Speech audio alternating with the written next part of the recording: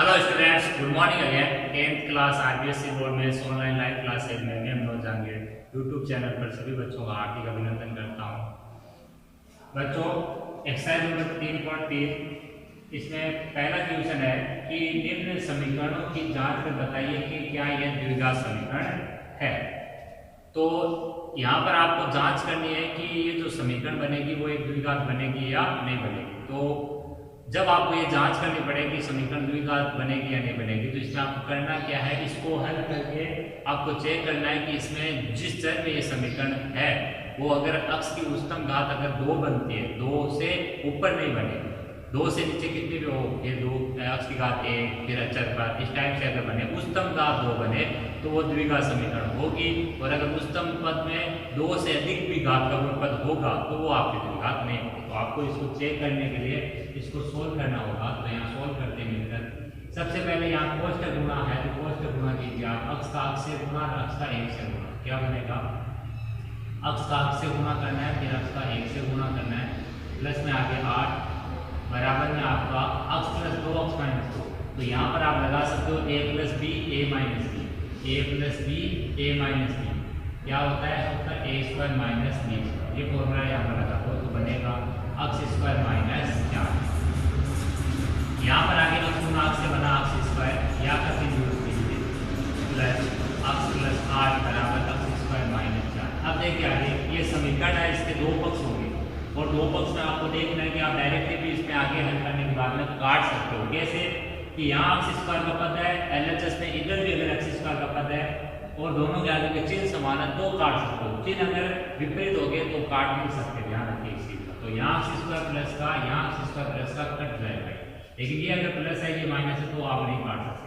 अब जो बचा उसको लिख लीजिए एक बार, अक्ष प्लस 8 बराबर माइनस 4 या अक्ष प्लस 8 प्लस 4 बराबर 0। आपको यहाँ पर इसको समीकरण के रूप में और वो भी द्विघात बनाना तो बराबर में क्या रखना है, हमेशा ही 0। सारी चीज को एक साइड कर लो और बराबर में क्या रख दो 0। और हल हो रहा है तो और लिख लीजिए अक्ष प्लस 12 बराबर 0। अब ये आपकी लास्ट में सॉल्व होकर कितना बना है, अक्ष प्लस 12 बराबर 0। यानी ये कैसी समीकरण बनी है, रेखिक समीकरण बनी। रेखिक का मतलब आपके अधिकतम एक घात की समीकरण है जिसको आप रेखिक समीकरण या सरल समीकरण के नाम से जानते हो। तो यहाँ पर बताना था कि क्या ये द्विघात समीकरण है, तो आप लिख सकते हो आगे जो कि एक रेखिक अर्थात सरल समीकरण है। ये रेखिक समीकरण यानी सरल समीकरण है, अतः यह द्विघात समीकरण नहीं है। इस टाइप से आपको जब द्विघात बनेगी तो लिख देना द्विघात समीकरण है और नहीं बनती है तो आपको लिख देना है नहीं है। इसी प्रकार से आपको इसमें दूसरा जो क्वेश्चन है उसमें भी यही चेक करना है। इसमें पहले 4 क्वेश्चन चारों में यही चेक करना है कि वो एक द्विघात समीकरण है या नहीं है। इस टाइप के क्वेश्चन एग्जाम में ऐसे कम क्वेश्चन आते हैं, बस आपको यहाँ पर चेक करना है कि द्विघात है या नहीं। तो फटाफट इनको देखते रहिए। दूसरा एक्स प्लस 2 का होल क्यूब, एक्स प्लस 2 का होल क्यूब बराबर एक्स क्यूब माइनस 4। क्वेश्चन को उतारते हुए थोड़ा ध्यान रखिए। इसमें आपके देखो फॉर्मूला कहाँ पर लगता है, फॉर्मूला ज्यादातर आपके ए plus B A minus B बराबर A square minus B square, A plus B का होल स्क्वायर, ए माइनस बी का होल स्क्वायर, ए प्लस बी का होल क्यूब या ए माइनस बी का होल क्यूब। तो ये सारे सूत्र काम में आते हैं, इनको मैं एक साथ लिख रहा हूँ। पहला है आपका a plus B A minus B, इनको अच्छे से आपको फिर नोट कीजिए, 9th क्लास के फॉर्मूले हैं। दूसरा आपका है कि a प्लस बी का whole square, A square plus 2ab plus B square. तीसरा आपका a माइनस बी का होल स्क्वायर बराबर A square minus 2ab plus B square. चौथा आपका a प्लस बी का होल क्यूब बराबर A cube plus B cube plus 3ab कोष्ठक a plus B. और लास्ट आपका इसमें जो काम में आएगा आपके a माइनस बी का whole cube, A cube minus B cube minus 3ab a minus B. ये आपके 5 सूत्र को यहाँ पर काम में लेंगे हम। अब देखिए यहाँ पे कौन सा काम में आ रहा है, a प्लस बी का होल क्यूब। ये 4th नंबर वाला फॉर्मूला यहाँ पर लागू करना है।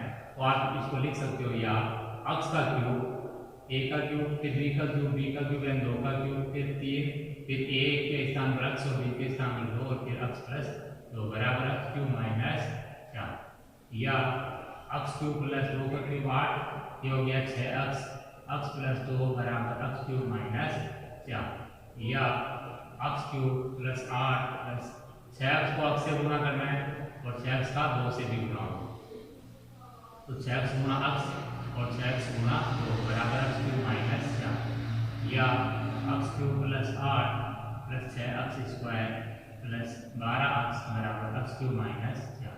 अब देखिए x क्यूब कट गया और कुछ कैंसिल हो रहा है, नहीं हो रहा, तो एक बार उतार दीजिए, 6x square plus 12x plus 8 बराबर माइनस 4, या 6x square plus 12x plus 8 plus 4 बराबर कितना 0।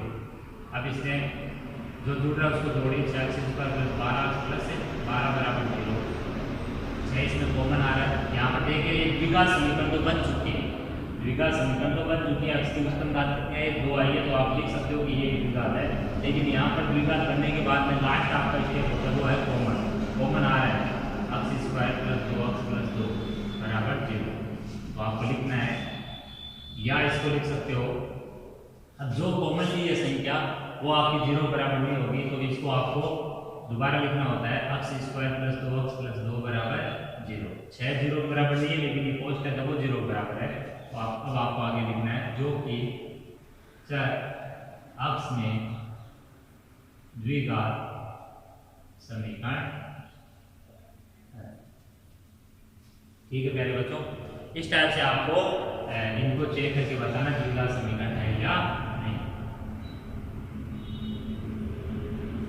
अब इसमें हम तीसरा क्वेश्चन देखते हैं, तीसरा क्वेश्चन किस टाइप का है, क्योंकि पहला दूसरा और तीसरा आप कर सकते हो, इसमें a माइनस बी का होल स्क्वायर लगाना, सोल्व करना, देखना द्विघात है या नहीं है। लेकिन जो चौथा क्वेश्चन है इसका पहले का वो क्या है, पहले उसको कैंसिल कर लो थोड़ा, x प्लस 1/x बराबर बच्चों में x स्क्वायर और x नॉट इक्वल टू 0, ये क्वेश्चन है अपना, यानी x प्लस 1/x बराबर x स्क्वायर। पहले तो इसको करेक्शन कर लेना, यहाँ पर बीच में प्लस का चिन्ह दे रखा है निकाल में, क्योंकि समीकरण में हमेशा दो पक्ष होंगे, एक बायां पक्ष होगा एक दायां पक्ष होगा। एक कंडीशन दी है x नॉट इक्वल टू 0, तो ये समझिए ये कंडीशन कब देते हैं, ये कंडीशन तब दी जाती है जब कोई अपने जो पद दे रखी है समीकरण में उसमें h बटा हर के रूप में लिखा हुआ है, यहाँ h बटा हर के रूप में, तो हर का मान कभी क्या नहीं होना चाहिए 0।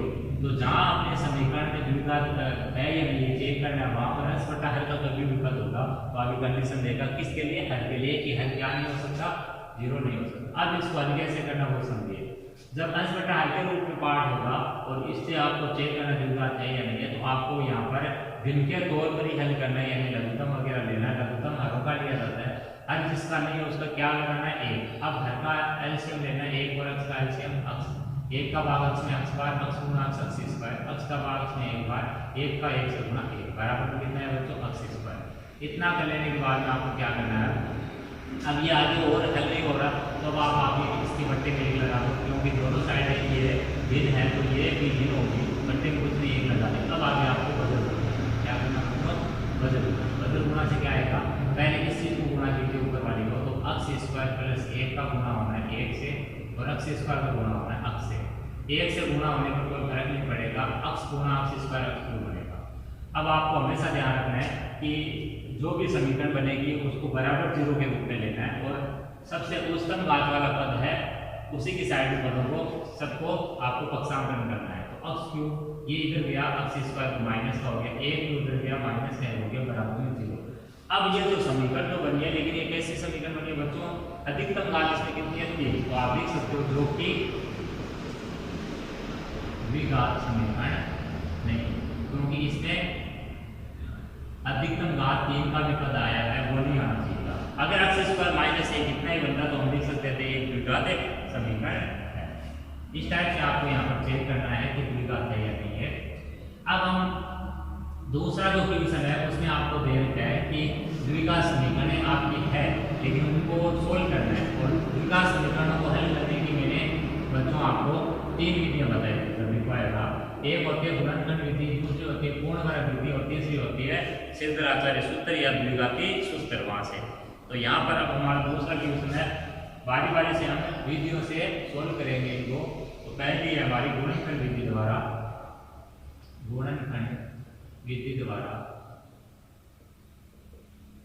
द्विघात समीकरणों को हल कीजिए।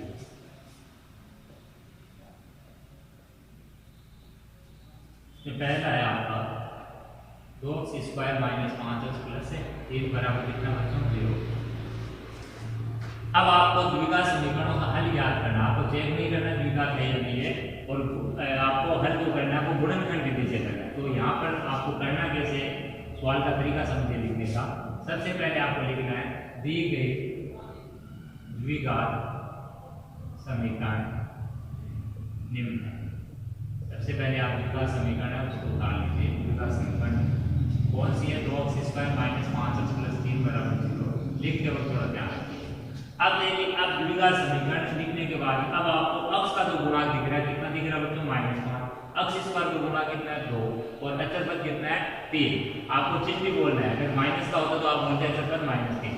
ठीक है, अब आपको यहाँ पर दो चीजें लिखनी है। एक s बराबर, s का मतलब है सम यानी योग, और p का मतलब है प्रोडक्ट यानी गुणनफल। तो s और p का मान लेना, s होता है अक्ष का गुणांक, वो कितना है यहाँ पर सवाल में -5, और p होता है आपका अचर पद और अक्ष स्क्वायर के गुणांक का गुणनफल, यानी 2 × 3 बराबर कितना 6। तो p का मान 6 है, s का मान -5 है। तो आपको ये अक्ष के गुणांक इसके दो टुकड़े करने हैं। दरअसल टुकड़े किसके करने हैं, अक्ष के गुणांक के, और अक्ष के गुणांक के ऐसे दो टुकड़े करने हैं जो जोड़ने या घटाने पर जो कितने बने -5 बनाते वो दोनों मिलके, लेकिन गुणा करने पर कितना बनाते वो 6 बनाते। तो तोड़ना इसको तो है, मध्य पद को जो है अक्ष का गुणांक है इसको तोड़ना है, लेकिन चलना किसके हिसाब से, हमेशा ही p के हिसाब से चलना है। याद रखिए, हमेशा p के हिसाब से चलना है। कब चलना p के हिसाब से, जब आपका यहाँ पर जो ये a b c जो अक्ष का गुणांक, अक्ष स्क्वायर का गुणांक अचर पद ये परिमेय हो, तब चलना है इसके हिसाब से। इस अक्ष के गुणांक के दो टुकड़े करने हैं, तो चलना किसके हिसाब से, p के हिसाब से। तब जब ये अक्ष के गुणांक अचर पद और अक्ष स्क्वायर का गुणांक या तो आपके परिमेय हो जैसा अभी दिख रहा है, या फिर आप कैसे हो कि यहाँ पर अक्ष स्क्वायर का गुणांक और अचर पद अपरिमेय हो, लेकिन गुणा होकर कैसा बन जाए वो परिमेय। अगर कभी भी अक्ष का गुणांक अपरिमेय है, ध्यान से सुनिए, अक्ष का गुणांक अगर अपरिमेय है, जैसे मान लो यहाँ पर ये होता 2√6, तो आपको हमेशा मध्य पद के हिसाब से टुकड़े करने, यानी कि p के हिसाब से नहीं चलना, फिर किसके हिसाब से चलना है, s के हिसाब से। पॉइंट दिमाग में सेट कर लो। तो p के हिसाब से चलना है, तो ये टुकड़े हम रफ कॉपी में करेंगे। कैसे, आपको पहला जो मान लेना होता है हमेशा 1। अब 1 का किसके साथ में गुणा करो कि वापस 6 आएगा, तो वो 6 ही हो सकता है। तो 1 और 6 से आपको कितना बन रहा है बच्चों, 6 बन रहा है। लेकिन 1 और 6 से क्या 5 बन सकता है, तो आप कहोगे बन सकता है। कैसे, 6 में से 1 घटा दे तो 5 बचता है, 1 में से 6 घटा दे तो 5 बचता है। तो अब चेक करते हैं क्या 1 और 6 से 6 बन रहा है, तो 1 और 6 से 5 भी बनेगा। तो यहाँ पर चेक करने के लिए आप एक बार 1 और 6 के चिन्ह सेलेक्ट करो। चिन्ह में दोनों के प्लस माइनस हो सकते हैं। जब दोनों प्लस के लोगे तो 1 और 6 दोनों प्लस होने से यहाँ पर 7 बनाएगा, और 7 आपको बनाना ही है। तो जब दोनों माइनस के लोगे तो ये माइनस का 7 बनाएगा, -8 भी नहीं है। इसका मतलब दोनों है तो प्लस हो सकते हैं, दोनों माइनस। क्लियर हो रहा है। अब हम उल्टे चिन्ह लेते हैं, 1 का प्लस 1 का माइनस, या 1 का माइनस 2 का प्लस। तो जब ये प्लस है ये माइनस है, तो ये हल होकर कितना बनाएगा, 1 - 6 -5 बनाएगा। करेक्ट है, और आपको -5 बनाना है। लेकिन 1 और -6 से आपने गुणा होकर क्या बनाएगा, माइनस का 6। लेकिन आपको कितना बनाना है, प्लस का 6। वही अगर माइनस का 1 प्लस का 6 लोगे तो भी आपको कितना आएगा, प्लस का 5 आएगा। आपको प्लस 5 बनाना है।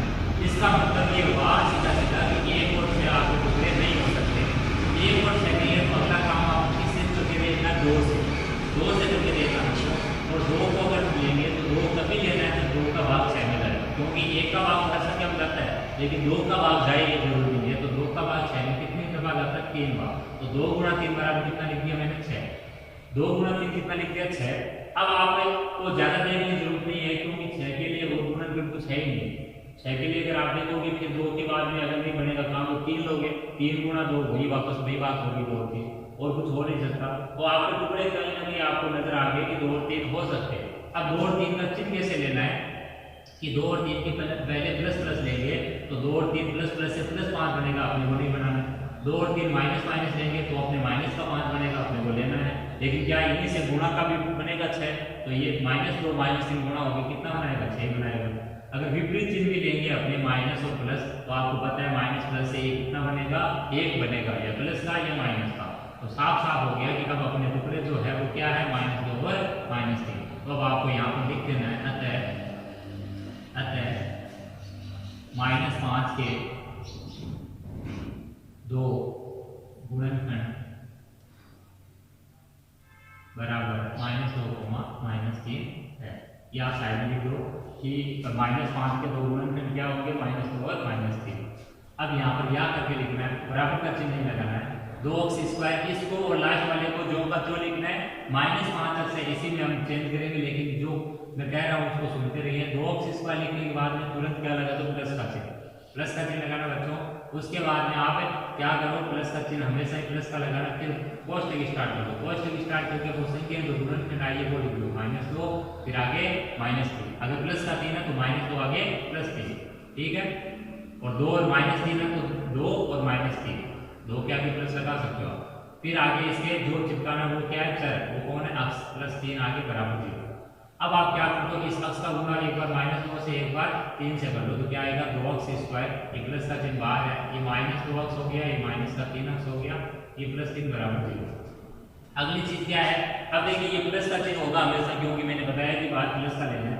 प्लस का चिन्ह आपका जो है इसको छुपा लो, तो क्या बना 2x², इसको छुपा ले तो अंदर जो भी दिख रहा है उसी को लिख दो, तो -2x -3x +3 बराबर 0। तो कहने का मतलब है द्विघात समीकरण में जब मध्य पद के टुकड़े कर देते हैं तो कितने पद हो जाते हैं 4 होने के बाद में आपको शुरू के 2 लास्ट के 2 में क्या करना है, कॉमन लेना है। अब ध्यान से सुनिए, शुरू का जो पद है उसमें कॉमन हमेशा एक तो चर रहेगा, एक संख्या, लेकिन अगले पद में हमेशा कॉमन जो रहेगा वो संख्या ही रहेगी। और अगले पद में जो चिन्ह है वो आपको लेना है, माइनस है तो माइनस, प्लस है तो प्लस। लेकिन माइनस अगर लेते हो तो आगे का चिन्ह है वो चेंज हो जाएगा। तो यहाँ से देखिए आप आगे, यहाँ देखिए 2 और 2 कॉमन, अक्ष और अक्ष कॉमन, तो 2x कॉमन, जो चीज कॉमन है उसी का भाग इनमें रखा। 2x का भाग 2x² में अक्ष बार गया, 2x का भाग 2x में एक बार गया, बीच में माइनस आ गया। अब यहाँ माइनस है तो माइनस कॉमन। अब एक चीज और सुनिए, यहाँ कुछ कॉमन नहीं हो तो एक कॉमन लेना, ऐसा नहीं कुछ कॉमन नहीं आप कॉमन नहीं लेते, एक लेना है। 3 अब यहाँ कॉमन है तो ये अक्ष आ गया। अब देखिए यहाँ माइनस की वजह से मैंने अभी बताया कि इस चिन्ह को उल्टा लेना है, प्लस है तो माइनस, माइनस है तो प्लस, अभी माइनस लेंगे और आगे 3 का यहाँ पर 3 में भाग लगाए एक बार। अब देखिए ऐसा करते हैं आपके ये और ये कोष्टक वापस हमेशा ही क्या बन जाते हैं, इक्वल बन जाते हैं। x -1 को फिर बाहर लिखिए, ये अगर कॉमन लिया तो यहाँ 2x बचा और यहाँ कितना बचा 3 बराबर 0। अब आपको क्या करना है, ये दो कोष्टकों का गुणनफल 0 है, इसका मतलब ये है कि या तो ये 0 है या ये 0, दोनों एक साथ 0 नहीं है। तो अब आपको यहाँ पर साइड में थोड़ा लिख रहा हूँ मैं, आपको लिखना है अतः या तो x -1 बराबर 0 या 2x -3 बराबर 0। तब यहाँ से मिलेगा x बराबर 1 और यहाँ से मिलेगा 2x बराबर 3, इसलिए x बराबर कितना 3/2। अब आप लास्ट में लिख सकते हो अतः द्विघात समीकरण के 2 मूल x बराबर 1 और x बराबर 3/2 है। इस टाइप से आपको ट्यूशन को पूरा कंप्लीट करना है, ठीक है प्यारे बच्चों। तो आज की इस क्लास में इतना ही, बाकी जो ट्यूशन रह गए 3.3 के उनको अपने नेक्स्ट वीडियो